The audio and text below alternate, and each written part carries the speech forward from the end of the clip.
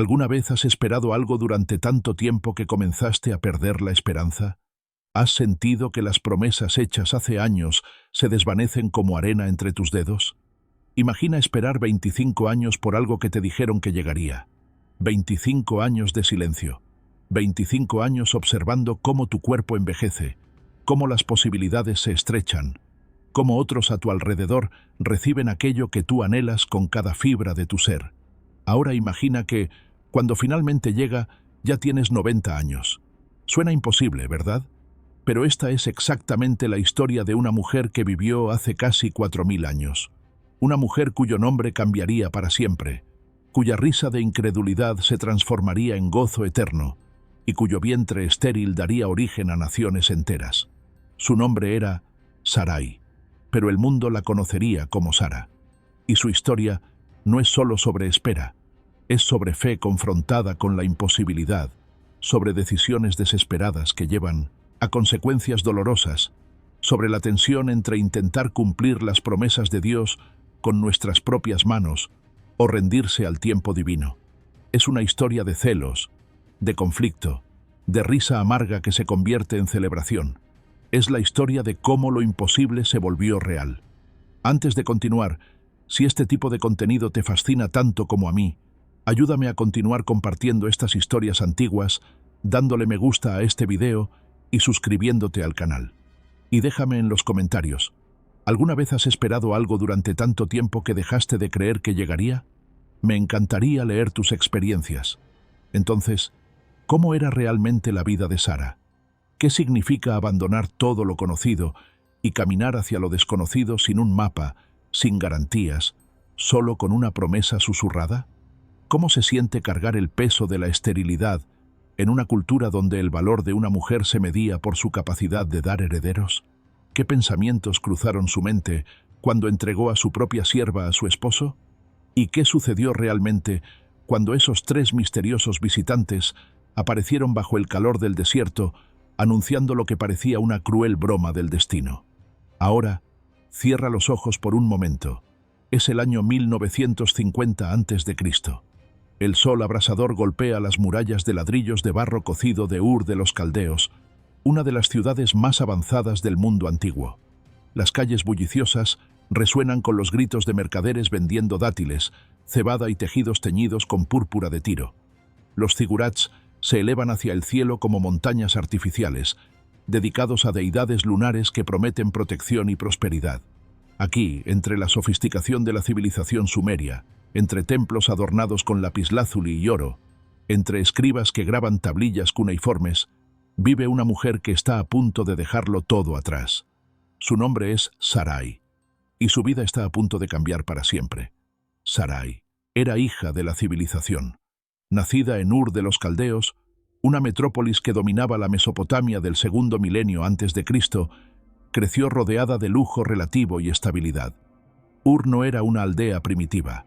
Era una ciudad portuaria próspera conectada al Golfo Pérsico por el río Éufrates, un centro comercial donde las caravanas traían lapislázuli de Afganistán, madera de cedro del Líbano y especias de tierras lejanas. Los arqueólogos han desenterrado tumbas reales en Ur que revelan un nivel de sofisticación sorprendente. Instrumentos musicales elaborados con incrustaciones de nácar, joyas de oro finamente trabajadas y vajillas de plata que hablan de una sociedad compleja y estratificada.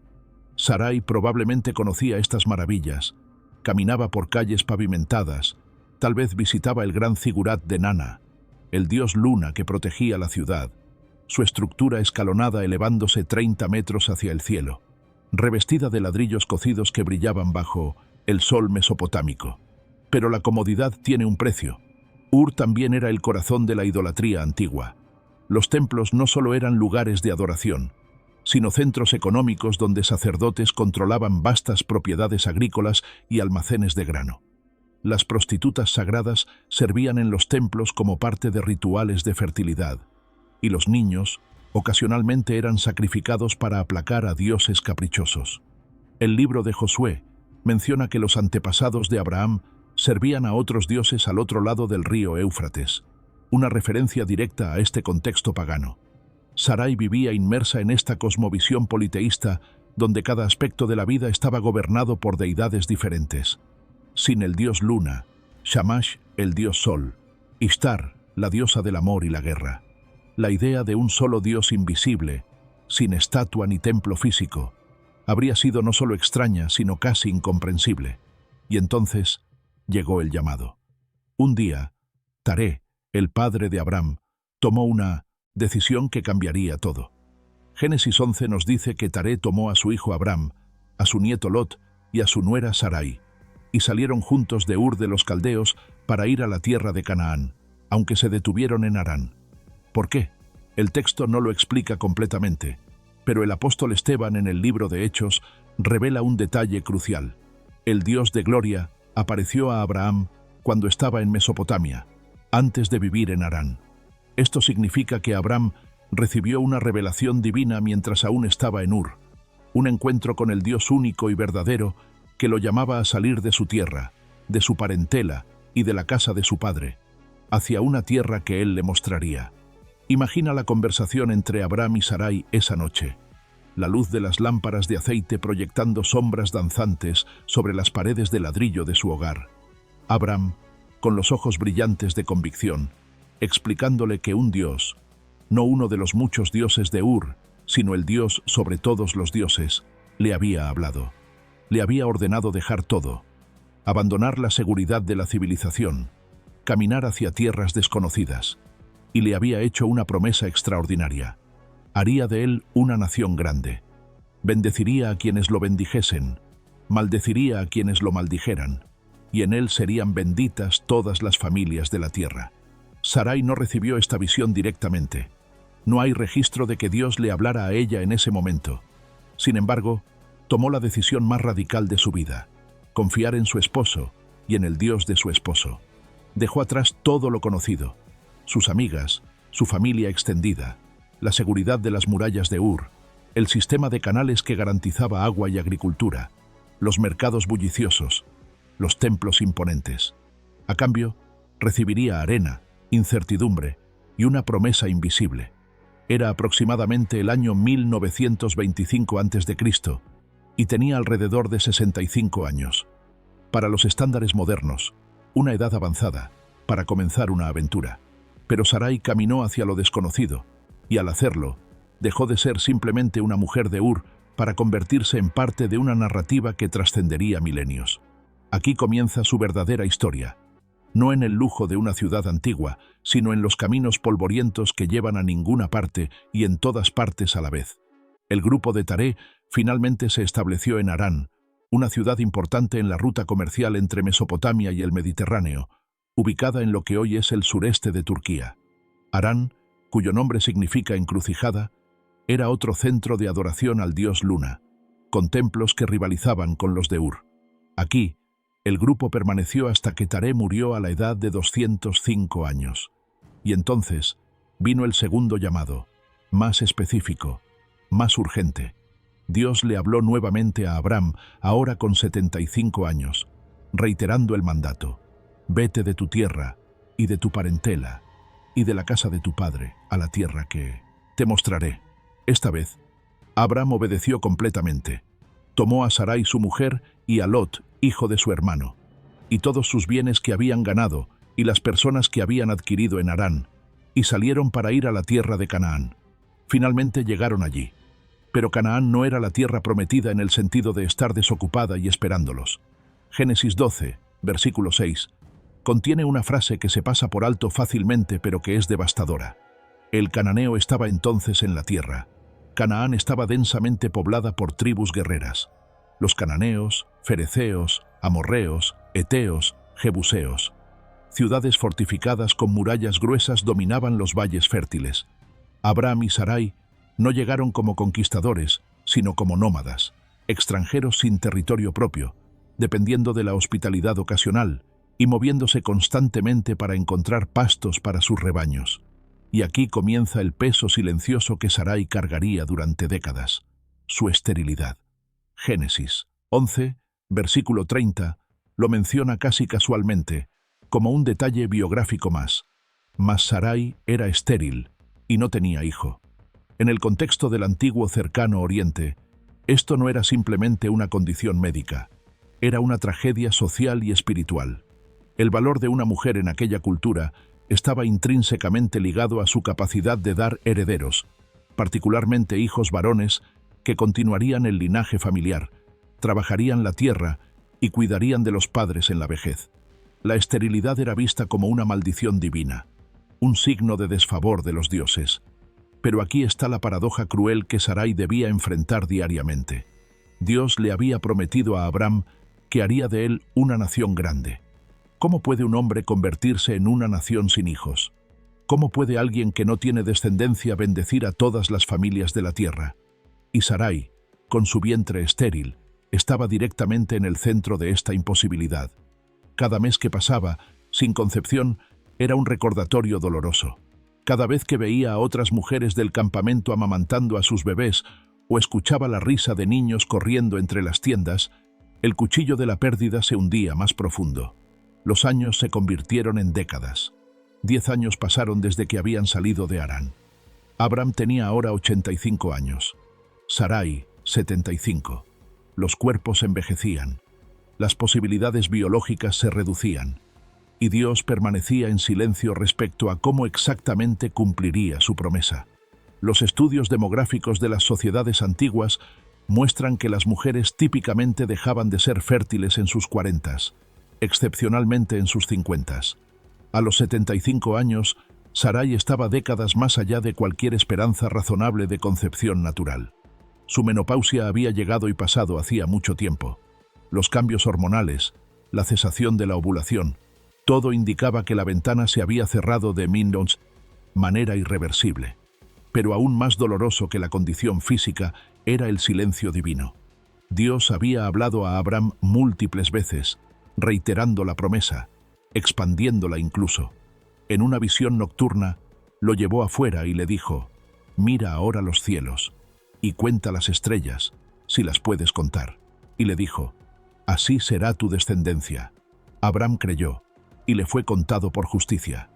Pero mientras Abraham recibía visiones y confirmaciones, ¿qué recibía Sarai? El texto no registra ninguna comunicación divina directa con ella durante estos años. Ella caminaba por fe en la fe de su esposo, confiando en un Dios que le había hablado a Abraham, pero no a ella, esperando el cumplimiento de una promesa que parecía más imposible con cada amanecer. Las noches en el desierto de Canaán son frías, el cielo una bóveda negra salpicada de estrellas imposibles de contar.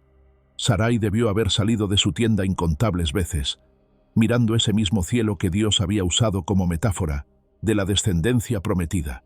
¿Sentía consuelo o burla? ¿Las estrellas eran símbolo de esperanza o recordatorio cruel de lo que su cuerpo no podía producir? Aquí, en el desierto de la espera, Sarai aprendió que la fe no siempre se siente como certeza luminosa.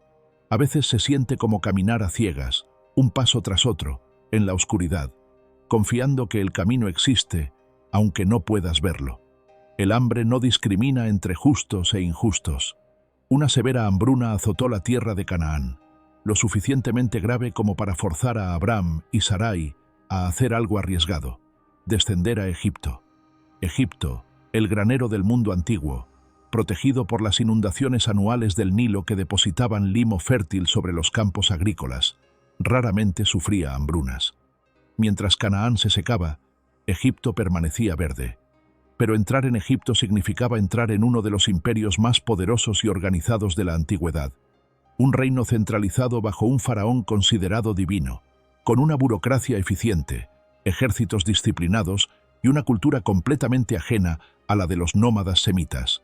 Fue en el camino hacia Egipto cuando Abraham le pidió a Sarai algo extraordinario y perturbador. Génesis 12, versículos 11 al 13, registra la conversación. Abraham le dijo a Sarai: «He aquí, ahora conozco que eres mujer de hermoso aspecto, y cuando te vean los egipcios dirán: su mujer es, y me matarán a mí, y a ti te reservarán la vida. Ahora pues, di que eres mi hermana, para que me vaya bien por causa tuya, y viva mi alma por causa de ti. Detengámonos aquí». Sarai tenía aproximadamente 65 años en este momento. Que su esposo comente sobre su belleza a esta edad sugiere que era extraordinariamente hermosa.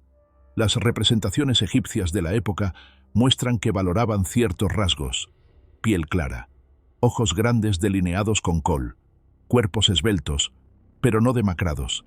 Pero más allá de su apariencia física, lo que Abram está proponiendo es éticamente problemático.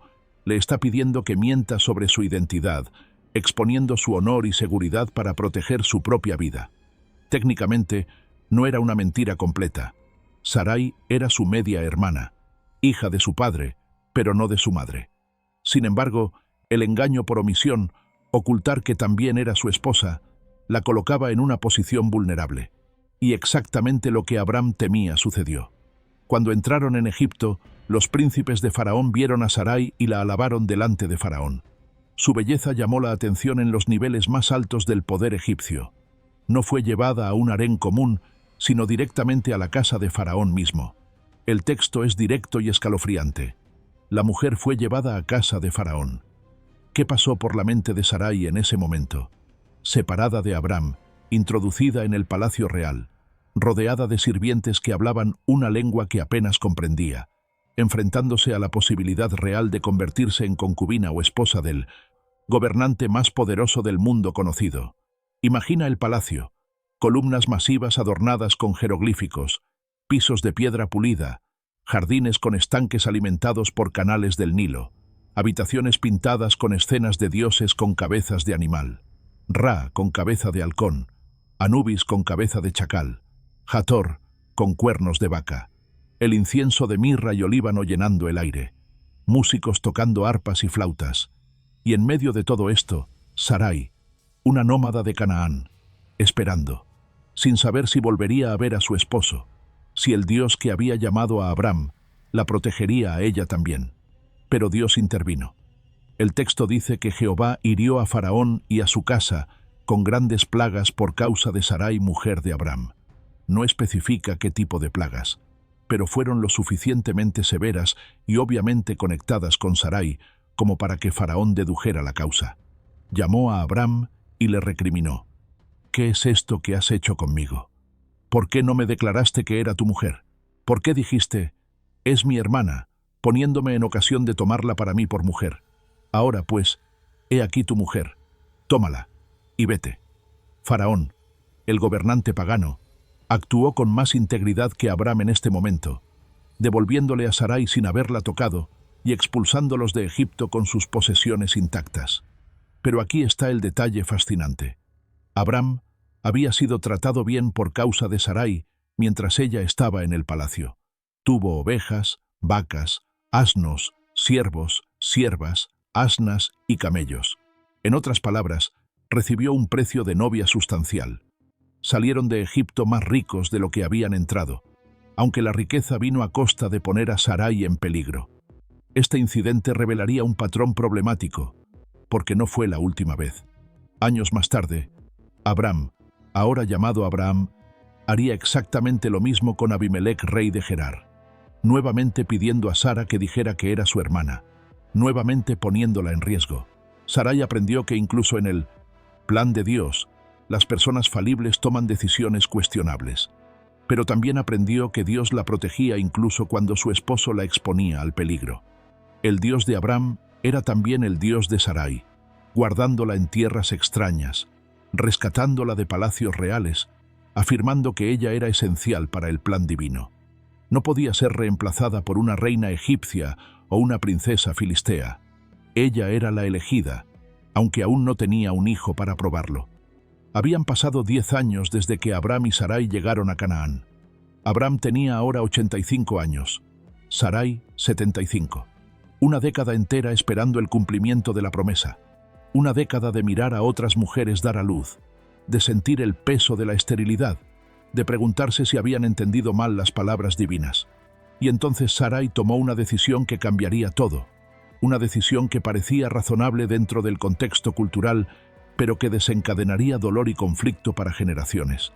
Génesis 16, versículo 1, comienza con una frase devastadora. Sarai, mujer de Abram, no le daba hijos. El lenguaje hebreo es deliberado. No simplemente no podía tener hijos, sino específicamente no le daba hijos a Abram, enfatizando el fracaso percibido en su rol. Pero tenía una sierva egipcia que se llamaba Agar. Aquí está la conexión. Muy probablemente, Agar había sido una de las siervas que Abraham recibió como parte del precio de novia cuando Sarai estuvo en la casa de Faraón. La decisión de Abraham de poner a Sarai en peligro había resultado en la adquisición de esta mujer egipcia que ahora se convertiría en el centro de un triángulo doloroso. Sarai le propuso a Abraham algo que, desde nuestra perspectiva moderna, parece impensable, pero que era una práctica legal aceptada en el antiguo cercano Oriente. Existen tablillas cuneiformes de la antigua Mesopotamia, específicamente del período de los patriarcas, que contienen contratos matrimoniales donde se estipula que si una esposa no produce herederos, puede proporcionar una sierva a su esposo, y cualquier hijo nacido de esa unión sería legalmente considerado hijo de la esposa.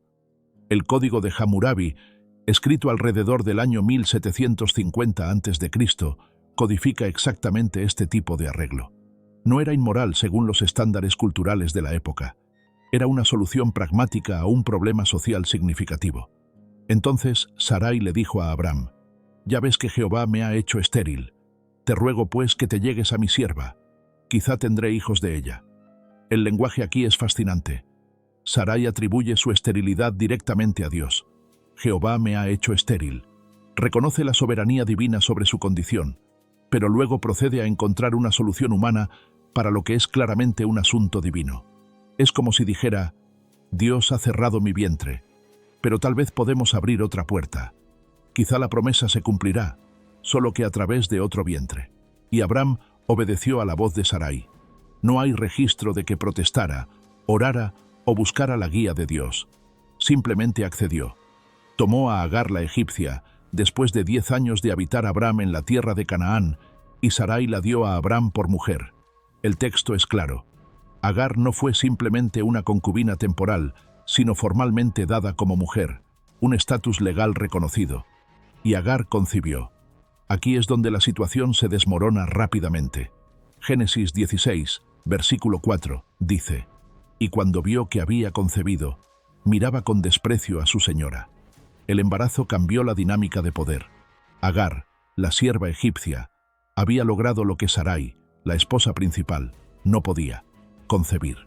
En una cultura donde los hijos eran la medida del valor de una mujer, Agar de repente tenía una moneda de negociación que Sarai nunca tuvo. El desprecio no era solo actitud, sino una renegociación de estatus. Y Sarai lo sintió profundamente. La respuesta de Sarai revela su angustia. Le dijo a Abraham: «Mi afrenta sea sobre ti. Yo te di mi sierva por mujer, y viéndose encinta, me mira con desprecio. Juzgue Jehová entre tú y yo». Es una acusación cargada. Sarai culpa a Abraham por la situación que ella misma inició. Puso a Agar en los brazos de Abraham, pero ahora que las consecuencias son dolorosas, proyecta la responsabilidad sobre su esposo. Y luego, apela a Dios como árbitro. Juzgue Jehová entre tú y yo. Está invitando a Dios a intervenir en el desastre que los métodos humanos han creado. La respuesta de Abraham es reveladora de la estructura de poder. «He aquí, tu sierva está en tu mano. Haz con ella lo que bien te parezca». Abraham, quien había tomado a Agar como esposa, ahora la devuelve al estatus de sierva completamente bajo el control de Sarai. Es un abandono completo de responsabilidad. Y Sarai aflige a Agar, tanto que Agar huyó al desierto, prefiriendo enfrentar la muerte en tierras salvajes antes que continuar bajo el trato de Sarai. Fue en el desierto donde un ángel del Señor encontró a Agar junto a un manantial de agua, el manantial que está en el camino de Shur. El ángel le ordenó regresar y someterse a Sarai, pero también le dio una promesa extraordinaria: «Multiplicaré tanto tu descendencia que no podrá ser contada a causa de la multitud». Le anunció que daría a luz un hijo y que debía llamarlo Ismael, que significa Dios oye, porque Jehová ha oído tu aflicción. Y le dio una descripción profética del carácter del niño. Será hombre fiero, su mano será contra todos, y la mano de todos contra él, y delante de todos sus hermanos habitará. Agar regresó y dio a luz.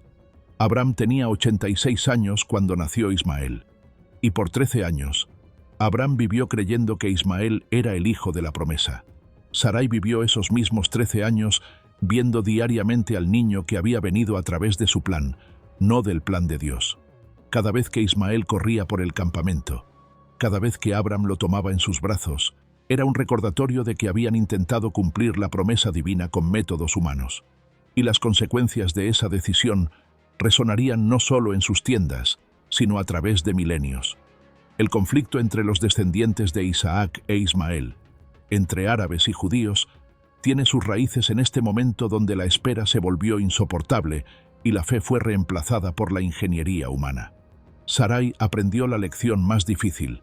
Adelantarse al tiempo de Dios siempre resulta en complicaciones que nunca anticipamos. 13 años pasaron en silencio. 13 años donde Dios no habló a Abram. 13 años donde Ismael creció, jugó, aprendió a manejar ovejas, a montar camellos, a sobrevivir en el desierto. 13 años donde Abram asumió que el hijo de Agar era el cumplimiento de la promesa divina. Pero cuando Abram tenía 99 años, Dios apareció nuevamente, rompiendo el largo silencio con una revelación que expandiría y especificaría la promesa de maneras que no dejaban lugar a ambigüedad. Génesis 17 comienza con poder. Siendo Abram de edad de 99 años, apareció Jehová a Abram y le dijo: «Yo soy el Dios Todopoderoso, anda delante de mí, y sé perfecto, y pondré mi pacto entre mí y ti, y te multiplicaré en gran manera». Abram cayó sobre su rostro ante la presencia divina, y Dios continuó hablando, estableciendo un pacto eterno. «No se llamará más tu nombre Abram, sino que será tu nombre Abraham, porque te he puesto por padre de muchedumbre de gentes. Y te multiplicaré en gran manera, y haré naciones de ti, y reyes saldrán de ti». El cambio de nombre no era simplemente cosmético. En el pensamiento hebreo antiguo, el nombre definía la identidad y el destino.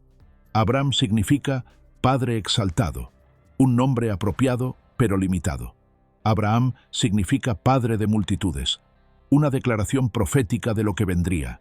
Dios estaba redefiniendo la identidad de Abraham alrededor de la promesa, grabándola en su mismo nombre, de manera que cada vez que alguien lo llamara, estaría proclamando la promesa divina. Y entonces Dios abordó específicamente a Sarai. Génesis 17, versículo 15. Dijo también Dios a Abraham: «A Sarai tu mujer no la llamarás Sarai, mas Sara será su nombre, y la bendeciré, y también te daré de ella hijo. Sí, la bendeciré, y vendrá a ser madre de naciones. Reyes de pueblos vendrán de ella». Aquí está la clarificación que Sarai había necesitado durante décadas. Ella personalmente sería la madre del hijo de la promesa. No Agar, no otra esposa o concubina. Sara, su propio vientre, que había estado estéril durante más de 60 años, produciría el heredero. El nombre Sara significa princesa, elevándola de Sarai, que también significa princesa, pero de manera menos formal, a un título que enfatiza realeza. Dios estaba diciendo: «No solo serás madre de reyes. Tu descendencia no será ordinaria sino real. De tu vientre saldrán monarcas que gobernarán naciones». La respuesta de Abraham es completamente humana y brutalmente honesta. Génesis 17, versículo 17. Entonces Abraham se postró sobre su rostro y se rió, y dijo en su corazón: «¿A hombre de 100 años ha de nacer hijo? ¿Y Sara, ya de 90 años, ha de concebir?». Abraham literalmente se rió ante la imposibilidad biológica. No era risa de alegría, sino de incredulidad. Un hombre de 100 años y una mujer de 90, ambos décadas más allá de la edad reproductiva, ¿tendrán un bebé? La idea parecía absurda, una broma divina.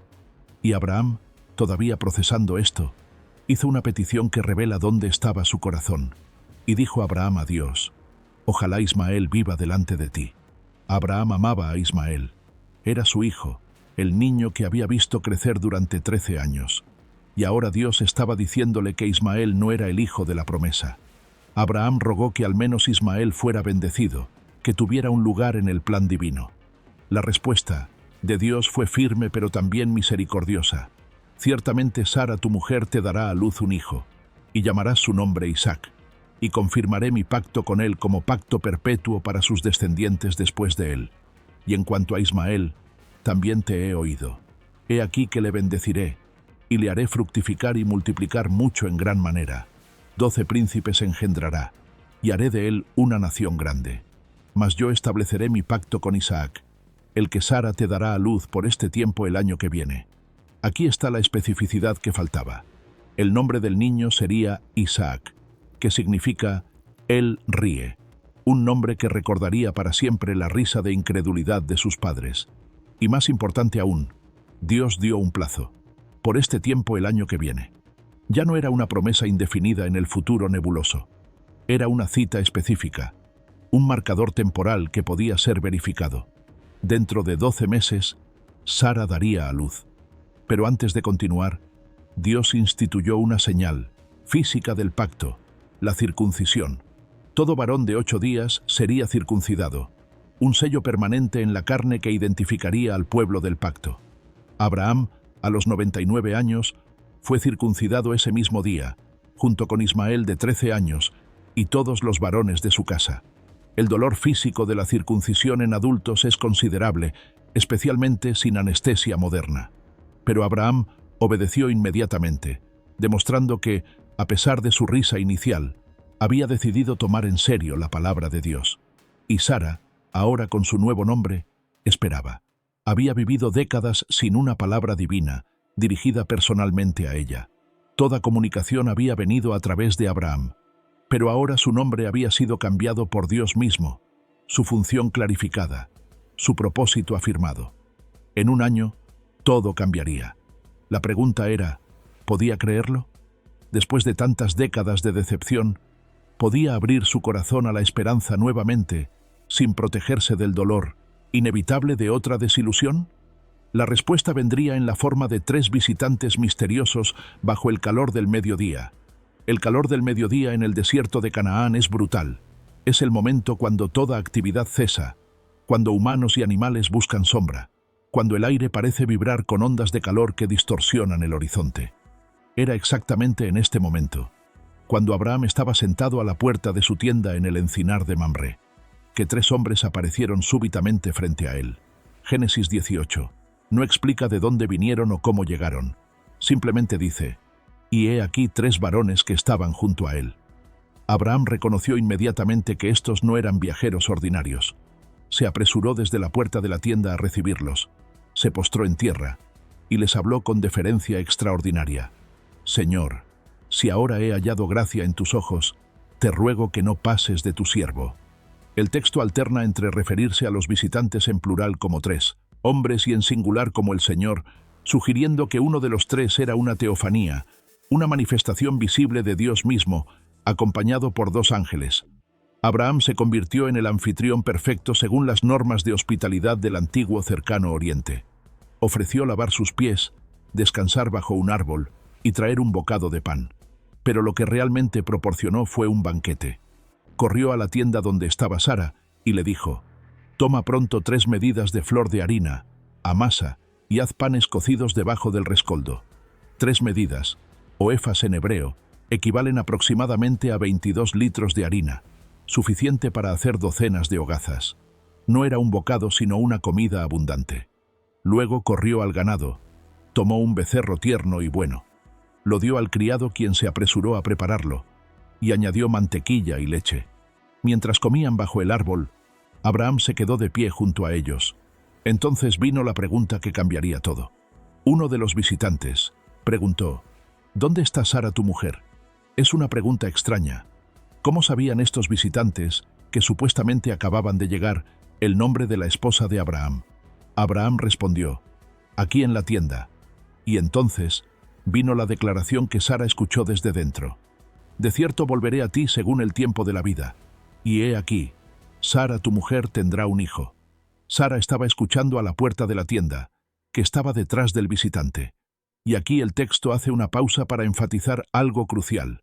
Abraham y Sara eran viejos, entrados en días, y a Sara le había cesado ya la costumbre de las mujeres. En otras palabras, Sara estaba posmenopáusica.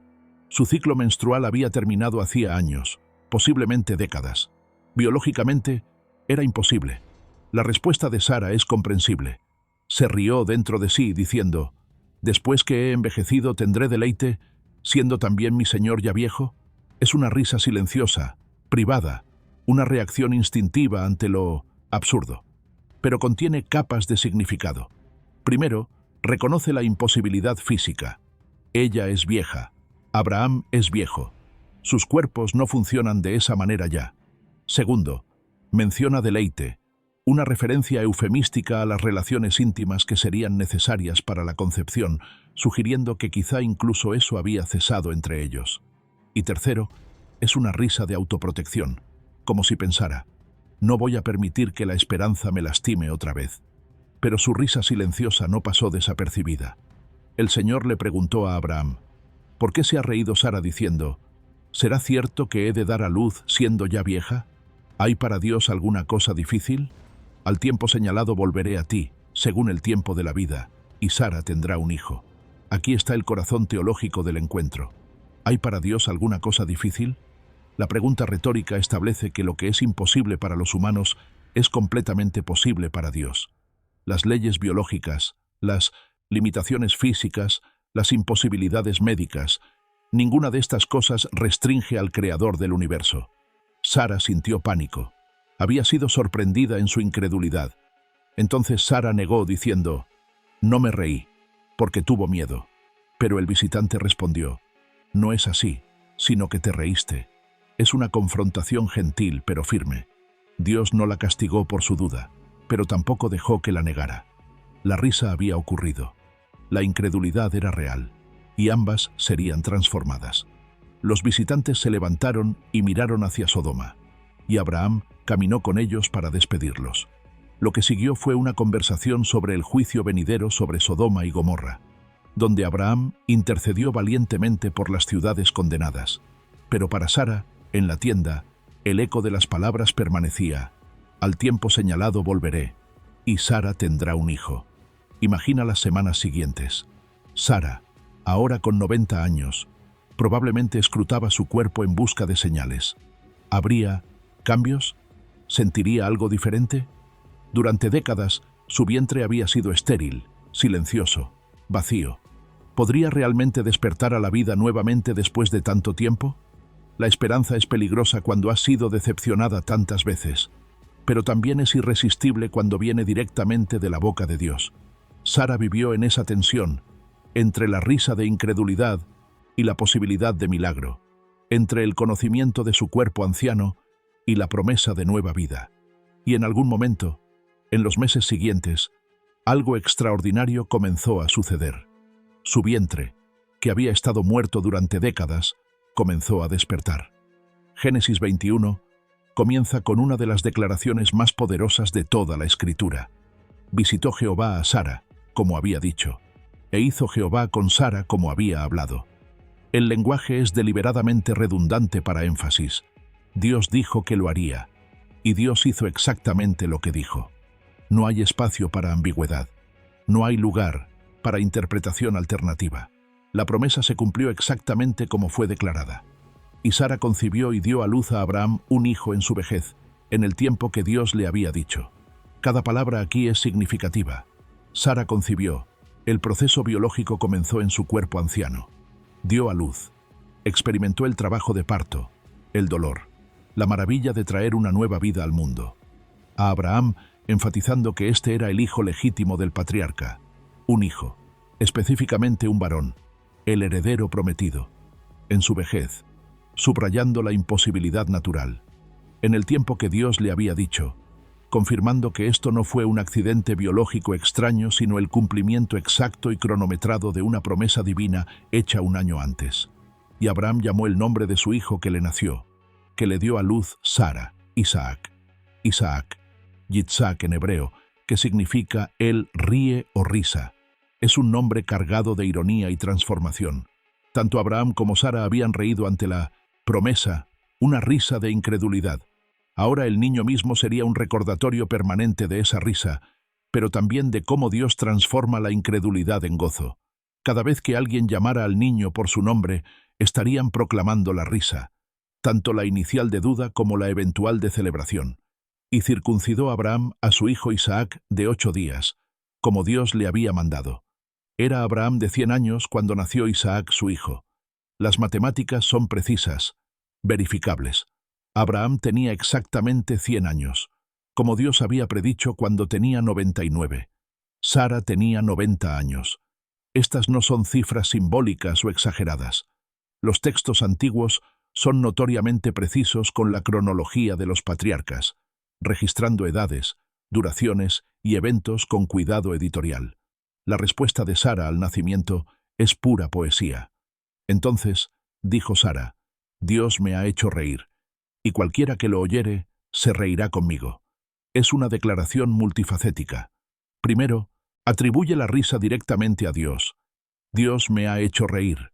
Ya no es la risa amarga de incredulidad, sino la risa de alegría que solo Dios puede crear. Segundo, invita a otros a participar en su gozo. Cualquiera que lo oyere se reirá conmigo. El milagro es tan extraordinario que merece celebración universal. Y añadió, ¿quién dijera a Abraham que Sara había de dar de mamar a hijos? Pues le he dado a luz un hijo en su vejez. Aquí está la maravilla física. Sara, cuyo cuerpo había estado posmenopáusico, ahora producía leche materna. Sus senos, que nunca habían funcionado para ese propósito, ahora nutrían a un bebé. Cada aspecto de la maternidad, desde la concepción hasta el parto y la lactancia, se había vuelto realidad en un cuerpo que biológicamente había pasado ese punto hacía décadas. Los estudios médicos modernos sobre embarazos en mujeres mayores son reveladores. El embarazo después de los 50 es extremadamente raro sin intervención médica moderna, como donación de óvulos y fertilización in vitro. Los riesgos incluyen presión arterial alta, diabetes gestacional, complicaciones en el parto y anomalías cromosómicas en el feto. A los 90 años sería médicamente imposible sin un milagro directo. El cuerpo de Sara habría necesitado no solo concebir, sino revertir décadas de deterioro reproductivo, regenerar ovocitos viables, engrosar el revestimiento uterino, producir las hormonas necesarias, sostener un embarazo completo y dar a luz de manera segura. Cada paso desafía la biología conocida. Pero aquí está Isaac, llorando, mamando, creciendo, real, tangible, innegable. Imagina las noches en la tienda de Sara, el bebé envuelto en mantas de lana, su pequeño puño agarrando su dedo, sus ojos todavía nublados ajustándose al mundo. Sara, con 90 años, experimentando la maternidad por primera vez.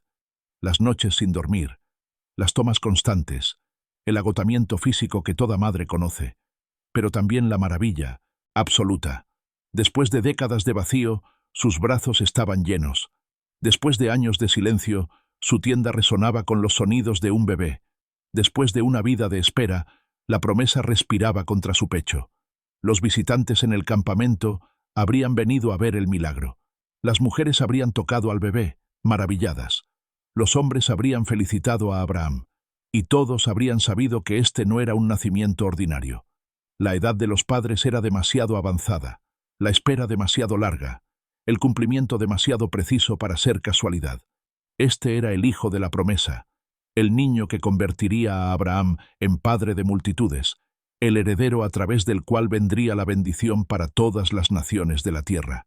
Y cada vez que Sara miraba a Isaac, cada vez que lo alimentaba o lo mecía para dormir, o escuchaba su risa infantil, recordaba su propia risa en la tienda cuando los visitantes anunciaron su venida.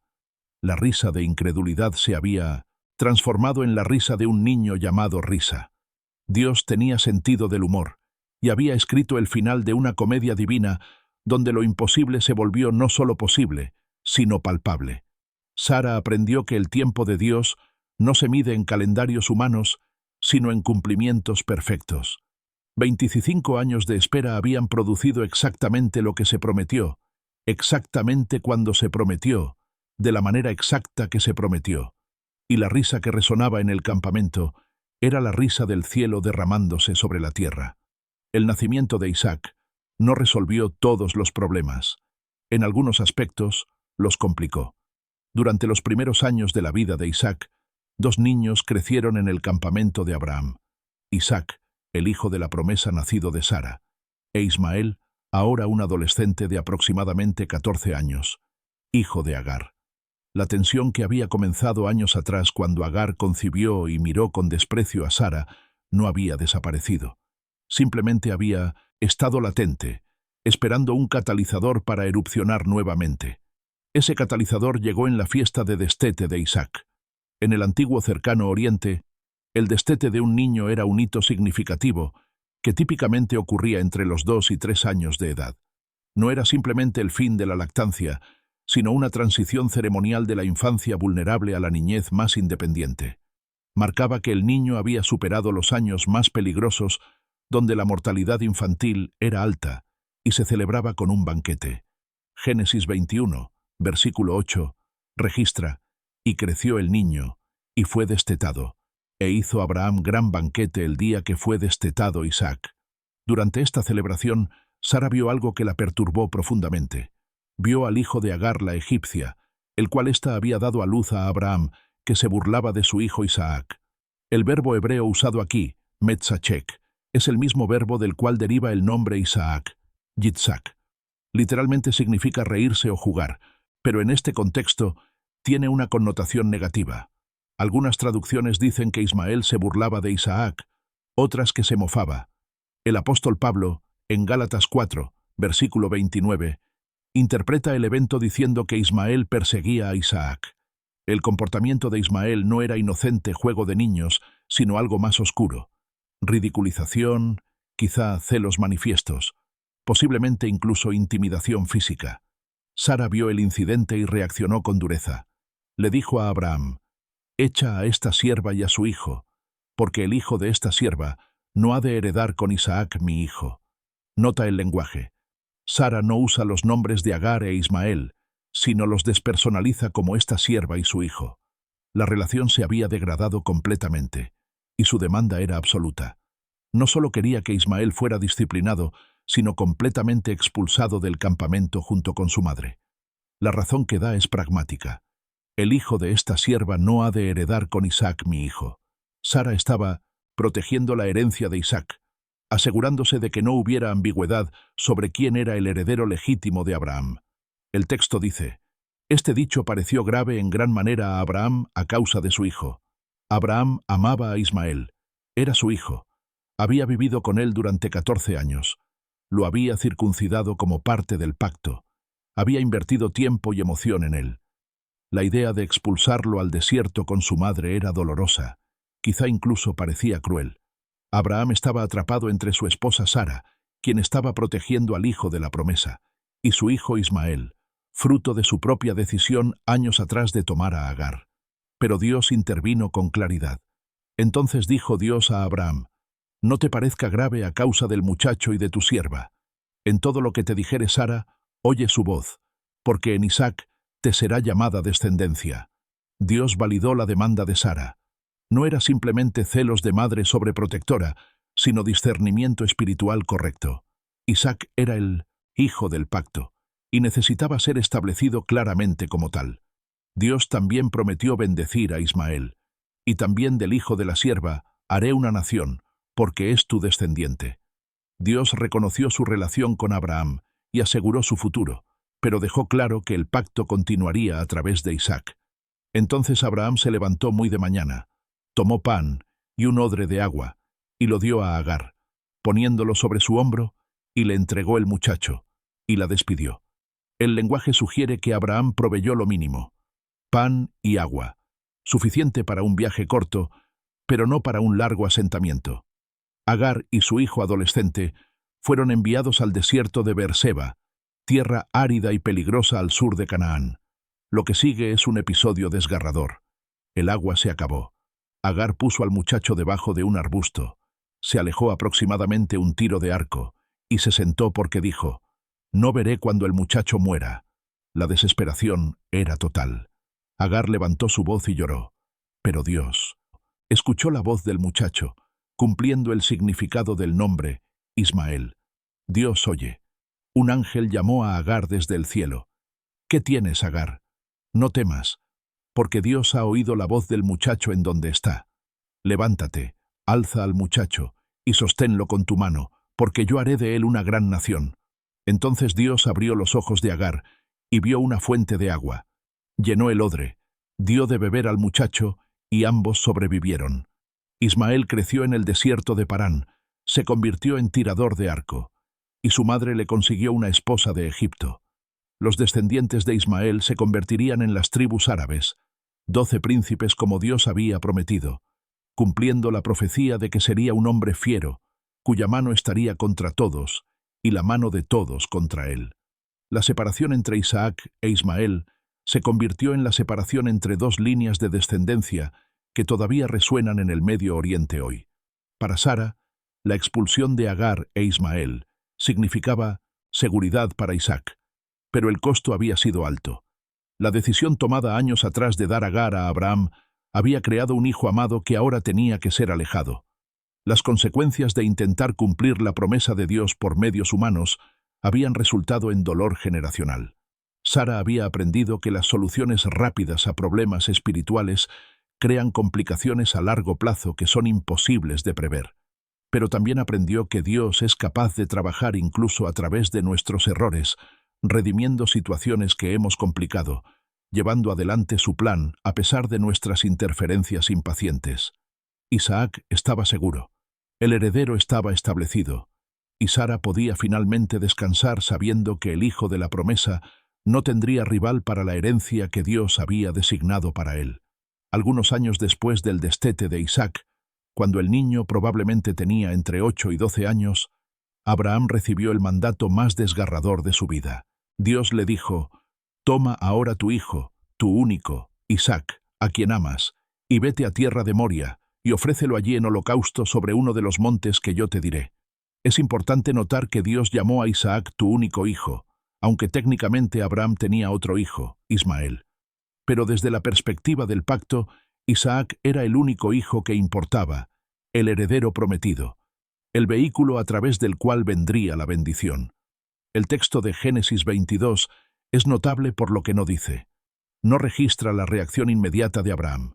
No describe sus pensamientos internos. No menciona ninguna conversación con Sara. Simplemente dice: «Y Abraham se levantó muy de mañana, enalbardó su asno, y tomó consigo 2 siervos suyos, y a Isaac su hijo, y cortó leña para el holocausto, y se levantó, y fue al lugar que Dios le dijo». La obediencia fue inmediata y práctica. Abraham preparó todo lo necesario para el sacrificio, excepto el animal que sería sacrificado, porque aparentemente el animal sería Isaac mismo. La pregunta que resuena a través de los siglos es: ¿le dijo Abraham a Sara lo que Dios le había ordenado hacer? El texto no lo menciona. Algunos comentaristas judíos tradicionales sugieren que Abraham deliberadamente no informó a Sara, sabiendo que ella nunca habría permitido que Isaac fuera llevado. Otros sugieren que tal vez le dijo que iban a adorar, lo cual técnicamente era verdad, pero omitió el detalle escalofriante sobre el sacrificio.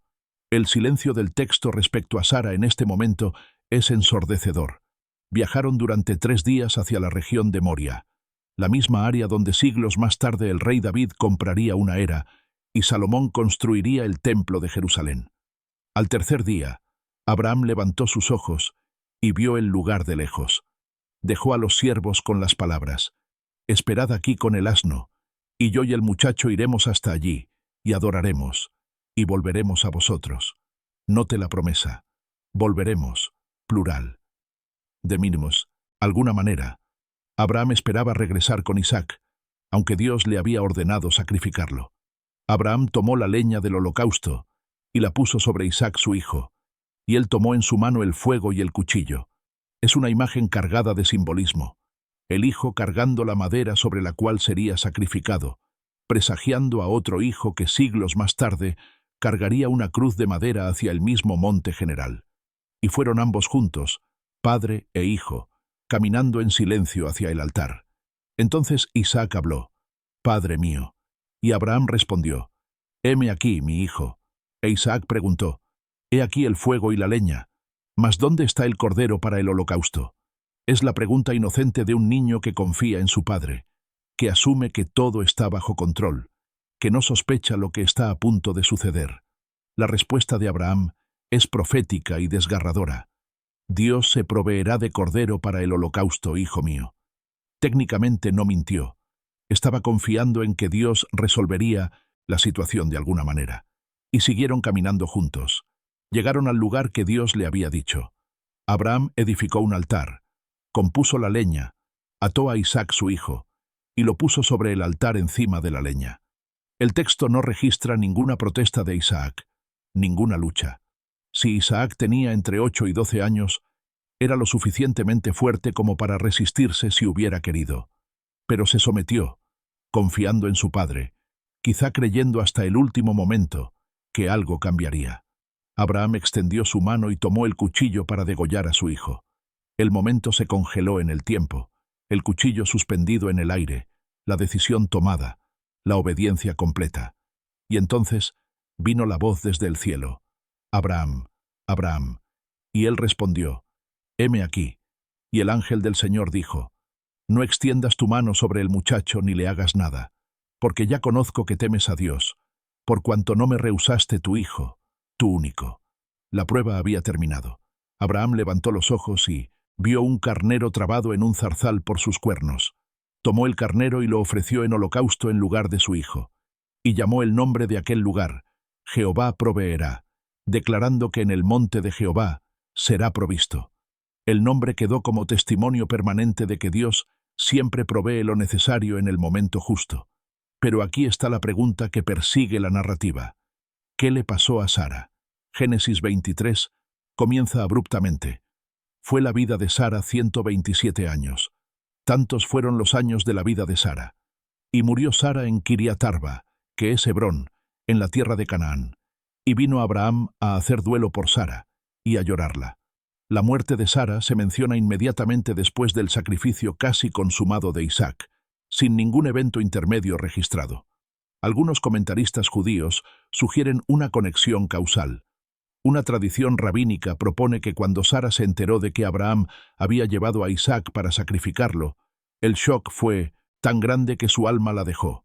Otra tradición dice que Satanás le dijo a Sara que Abraham había sacrificado a Isaac, y ella murió de dolor antes de enterarse de que Isaac vivía. El texto bíblico no hace estas conexiones explícitas, pero el momento narrativo es sugerente. Lo que sí sabemos es que Sara murió a la edad de 127 años, la única mujer en la Biblia cuya edad exacta al morir se registra, indicando su importancia. Murió en Kiriat Arba, más tarde conocida como Hebrón, aproximadamente 30 kilómetros al norte de Beerseba, donde había estado viviendo con Abraham. Abraham vino desde donde estaba, presumiblemente Beerseba, para hacer duelo por Sara y llorarla. El duelo en la cultura hebrea era un proceso formal que duraba días, incluyendo lamentos en voz alta, rasgarse las vestiduras y ayunar. Después del duelo, Abraham se levantó de delante de su muerta y habló a los hijos de Het, los hititas que controlaban la región. Necesitaba un lugar para enterrar a Sara. Como nómada, no poseía tierra en Canaán, excepto por la promesa divina de que algún día su descendencia heredaría toda la región. Pero ahora necesitaba algo tangible, un pedazo de tierra que fuera legalmente suyo para usar como sepultura. Abraham negoció con Efrón el heteo por la cueva de Macpela y el campo que la contenía. Inicialmente, Efrón ofreció dársela gratuitamente, pero Abraham insistió en pagar el precio completo, 400 siclos de plata. Era una suma considerable, equivalente a varios años de salario para un trabajador común. Abraham pesó la plata públicamente según los estándares comerciales de los mercaderes, asegurando que la transacción fuera legal e irrevocable. Y así, la cueva de Macpela en el campo de Macpela enfrente de Mamre, el campo con la cueva que estaba en él, y todos los árboles que había en el campo y en todos sus contornos, quedaron de Abraham como propiedad adquirida en presencia de los hijos de Het y de todos los que entraban por la puerta de su ciudad. Fue la única porción de la tierra prometida que Abraham poseyó durante su vida. Después de esto, Abraham sepultó a Sara, su mujer, en la cueva del campo de Macpela, al oriente de Mamre, que es Hebrón, en la tierra de Canaán. Las manos que habían cargado a Isaac cuando era bebé, que lo habían amamantado milagrosamente a los 90 años, ahora yacían quietas en una cueva. La mujer que había reído ante la promesa de Dios, que había esperado 25 años, que había cometido errores al intentar ayudar a Dios, que había visto el cumplimiento imposible de la promesa, ahora descansaba en la tierra que Dios había prometido a su descendencia. Su viaje había terminado, pero el viaje de la promesa apenas comenzaba. Hay algo profundamente humano en la historia de Sara que trasciende los casi 4000 años que nos separan de ella. Vivió en un mundo completamente diferente, sin electricidad, sin medicina moderna, sin comunicaciones instantáneas, sin la comodidad de saber que podía buscar respuestas en Internet. Sus días estaban gobernados por el sol, sus movimientos limitados por la velocidad de los camellos, su comprensión del universo filtrada a través de una cosmovisión que apenas podemos imaginar. Sin embargo, sus luchas son sorprendentemente contemporáneas. La espera. Todos conocemos el peso de la espera. Esperamos resultados médicos, respuestas de trabajos, relaciones que se desarrollen, sueños que se materialicen. Y cuando la espera se extiende de meses a años, de años a décadas, algo en nosotros comienza a endurecerse. Construimos paredes protectoras alrededor de nuestros corazones, porque la esperanza desilusionada duele demasiado. Sara esperó 25 años.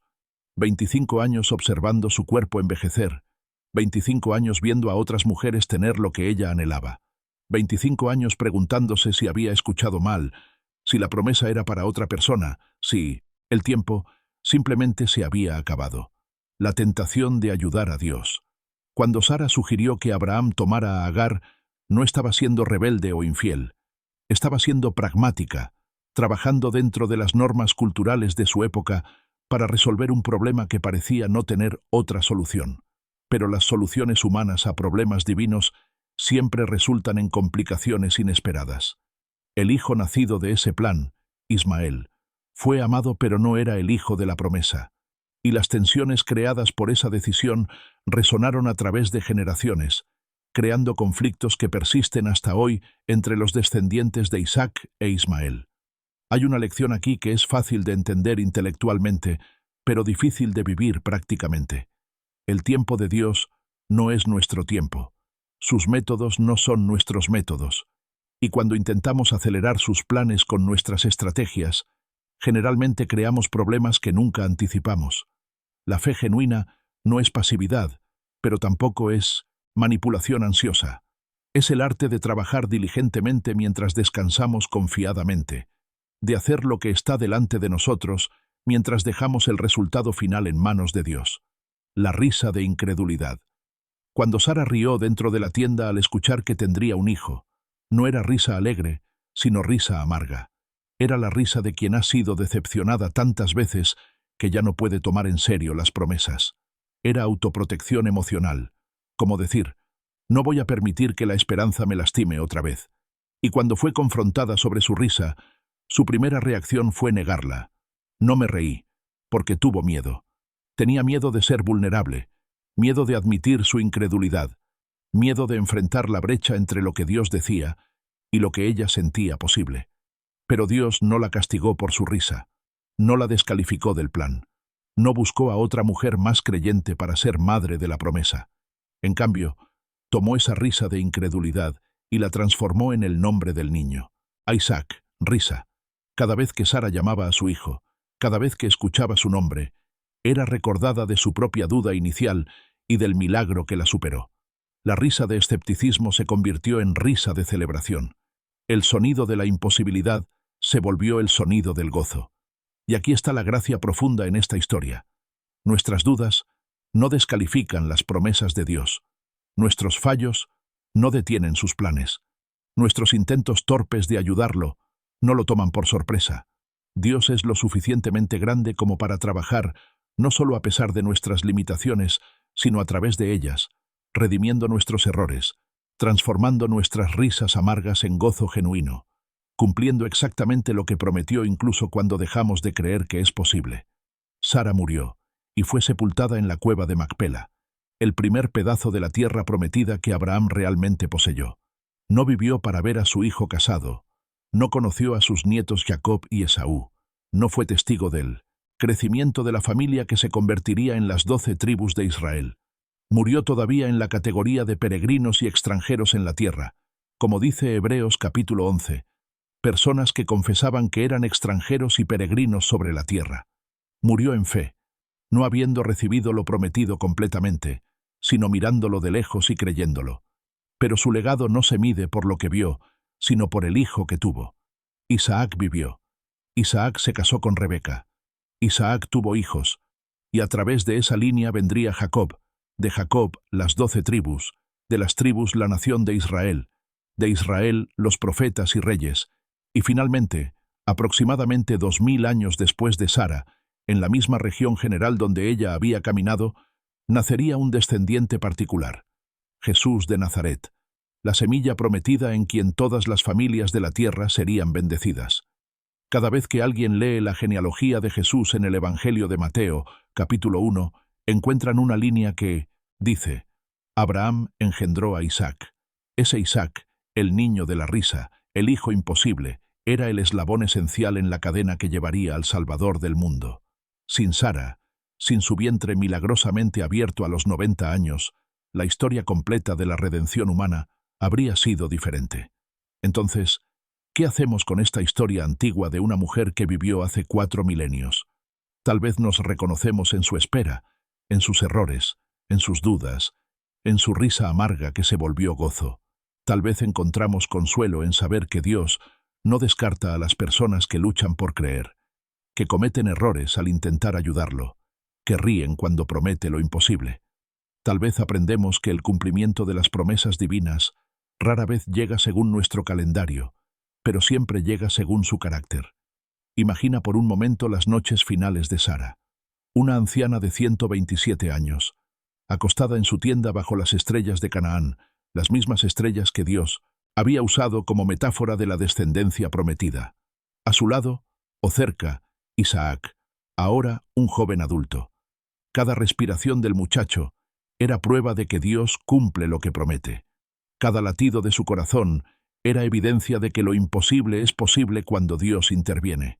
Y quizá, en esas noches finales, Sara pensaba en su viaje, Ur con sus zigurats y su sofisticación, Harán con sus encrucijadas comerciales, el camino polvoriento hacia Canaán, las tiendas plantadas y replantadas incontables veces, el dolor de la esterilidad, la desesperación que la llevó a dar Agar a Abraham, el conflicto con la sierva egipcia, los 3 visitantes bajo el calor del mediodía, su risa privada dentro de la tienda, el nacimiento milagroso, la risa de Isaac, su hijo, su imposibilidad hecha carne.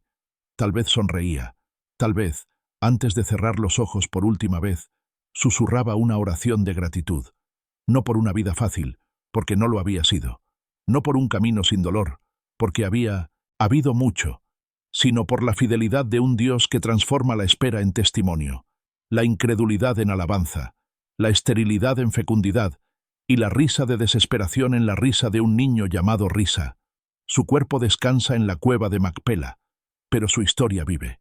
Cada vez que alguien espera contra esperanza, cada vez que alguien enfrenta la imposibilidad con fe vacilante, cada vez que la promesa parece tan distante que solo puede provocar risa amarga. La historia de Sara susurra: espera, confía. Incluso tu risa de incredulidad puede convertirse en el nombre de un milagro, porque con Dios nada es imposible, absolutamente nada.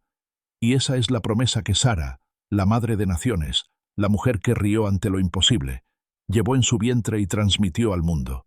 Que su historia nos recuerde que los finales que Dios escribe son siempre mejores que los comienzos que nosotros imaginamos, y que la risa que pensamos perdida para siempre puede regresar, transformada en la forma de un niño cuyo nombre significa exactamente eso: risa. La risa del cielo derramándose sobre la tierra, cumpliendo lo que prometió, exactamente como dijo que lo haría.